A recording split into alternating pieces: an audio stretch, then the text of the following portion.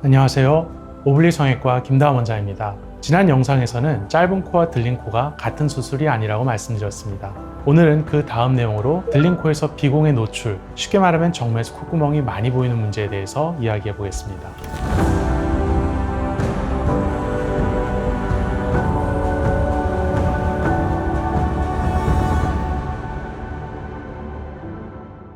들린 코에서 콧구멍이 많이 보이는 흔한 이유 중 하나는 코끝 전체가 위쪽으로 돌아 있기 때문입니다. 이때 콧구멍이 많이 보이는지는 그 안쪽에서 코끝 콧날개를 받쳐주는 날개연골의 위치와 모양, 그리고 연부 조직의 양이 함께 영향을 줍니다. 특히 날개연골의 아래쪽 가장자리, 전문적으로는 카우달 보더라고 부르는 부분이 콧날개의 테두리와 가장 가까운 위치에서 콧구멍의 노출과 모양에 영향을 줍니다. 이 부분이 위쪽으로 올라가 있거나 콧날개 테두리를 받쳐주는 조직이 부족하면 정면에서 콧구멍이 더 많이 보일 수 있습니다. 그래서 들린 코에서 비공의 노출을 줄일 때는 코끝 날개연골의 위치와 방향을 아래쪽으로 조절하고 필요한 경우 콧날개의 테두리를 함께 보강합니다. 쉽게 말하면 위로 들려있는 코끝 콧날개 라인을 얼굴에 맞는 위치로 다시 잡아주는 것입니다. 하지만 여기서 중요한 점이 있습니다. 비공 노출을 줄인다고 해서 그냥 아래로만 내리는 것은 아닙니다. 콧구멍이 얼마나 보이느냐도 중요하지만 어떤 모양으로 보이느냐도 중요합니다. 무조건 아래로 내리면 콧구멍은 덜 보일 수 있습니다.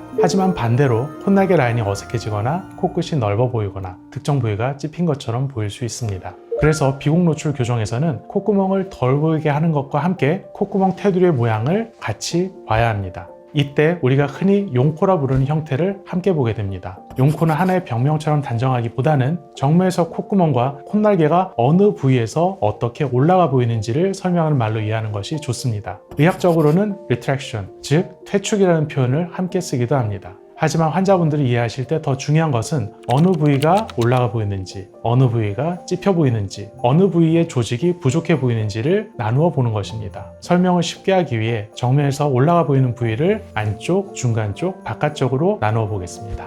첫 번째는 안쪽이 올라가 보이는 경우입니다. 비주와 코끝에 가까운 안쪽 콧구멍이 좁게 찝힌 것처럼 올라가 보이는 형태입니다. 이 경우는 단순히 아래로 내리는 것만으로는 부족할 수 있습니다. 비주에서 코끝으로 이어지는 부분, 그리고 코끝 아래쪽에 둥근 부분이 끊겨 보이지 않도록 필요한 구조와 부피를 함께 보완해야 합니다. 두 번째는 중간 부분이 올라가 보이는 경우입니다. 콧날개의 중간 라인이 좁게 찝히면서 위로 올라가 보이는 형태입니다. 이 경우에는 날개연골의 방향이 위쪽으로 놓여 있거나 연골의 폭과 지지가 부족한 경우가 있습니다. 그래서 연골을 단순히 아래로 당기는 것이 아니라 콧날개 라인이 부드러운 곡선으로 이어지도록 연골의 방향과 위치를 다시 잡아주는 것이 중요합니다. 세 번째는 바깥쪽이 올라가 보이는 경우입니다. 콧날개 바깥쪽 테두리가 위로 올라가 보여서 콧구멍이 바깥쪽으로 더 드러나 보이는 형태입니다. 이 부위는 원래 단단한 연골이 충분히 있는 부위가 아닙니다. 그래서 코끝 연골의 위치만 바꾸어서는 해결이 어려운 경우가 있습니다.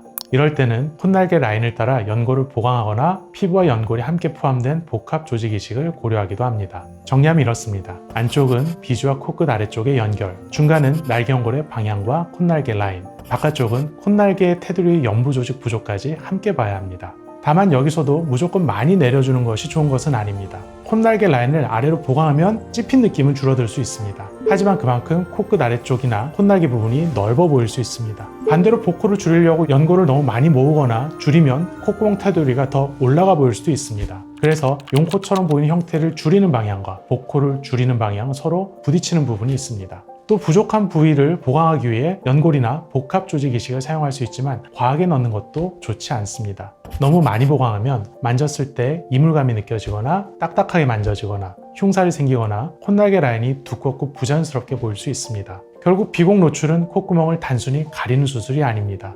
들린 코에서 비공 노출을 줄이기 위해서는 코끝 연골의 위치와 회전을 조절하고 콧날개 테두리가 필요한 만큼 내려올 수 있도록 부족한 부위를 보완해야 합니다. 그 과정에서 콧구멍 라인이 어떤 모양으로 보이는지, 어느 부위가 올라가 보이고 어느 부위가 찝혀 보이는지, 연부 조직이 부족한 부위는 없는지를 함께 확인해야 합니다.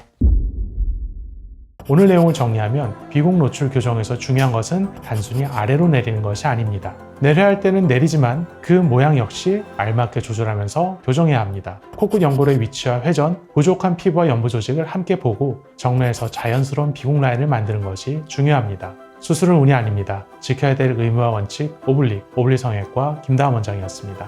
감사합니다.